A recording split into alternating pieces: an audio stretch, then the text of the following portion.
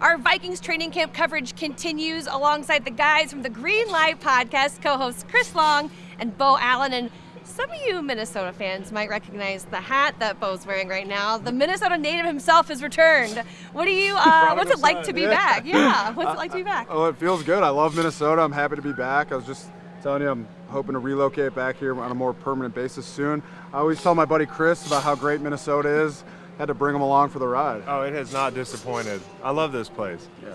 I love the organization. When I saw you guys out there, you were like holding court, talking to a bunch of different players and coaches. Who have you caught up with? Well, it's great because, like no matter how long ago you played or, what position you played, you probably know somebody on a team. And even when you meet guys like, Harrison Phillips, who's defensive tackle, we're able to just shoot the breeze with him, and it's like we've known each other a while. I know Brian Flores, had a chance to meet Coach KOC before over Zoom. Now I met him in person.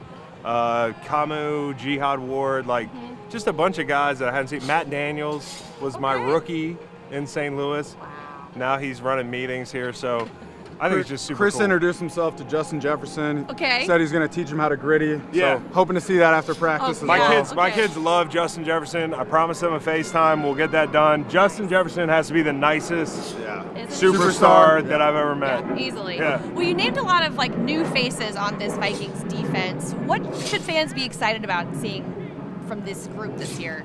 Yeah, well, we talked to Harrison Phillips and Harrison Smith about this a little bit too. You guys have a lot of new faces. I mean, Blake Cashman is kind of another hometown guy. He's from Eden Prairie. Eden Prairie and Minnetonka are rivals, but I root for Blake. He actually came on the podcast a couple weeks ago, but also Van Ginkel and Grenard, who those two guys. There's going to be a lot of new players up front. The front seven will be perfect for B-Flow's defense, and we've talked about that in the podcast. We'll break it down a little bit if you guys want to check it out, but there's a lot to be excited about if you're a Minnesota Vikings fan. Yeah, well, but Brian Flores is so unique. Sam Darnold. Sam Darnold. I'm a Sam Darnold fan. Okay, what do you like about him? I think the guy's he has great arm talent. He's mobile. He seems to have the right attitude every time I see him in an interview.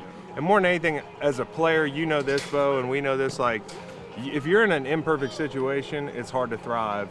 Yeah. And when I think about offensive football coaches in the NFL now, KOC, talk about wide receivers, Justin Jefferson, he's got the best of both worlds here and a good offensive line, 2 good tackles. I think he's going to succeed. I really do. So too. I think we were talking about earlier, he's sneaky athletic also, but just the combination of the weapons that he has up front combined with, the weapons he has from skill positions and the talent up front, I think he'll be in a good spot. We're psyched for Sam. From a player's perspective, you see Sam Darnold in the offense kind of kicking it up and really starting to have chemistry, right? Yeah. So as a defensive unit, what does that do for you guys when you're watching them have success?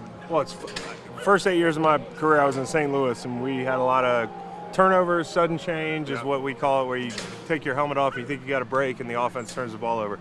So I was very used to running right back on the field, and then the back half of my career, the back third, I played in New England and Philly.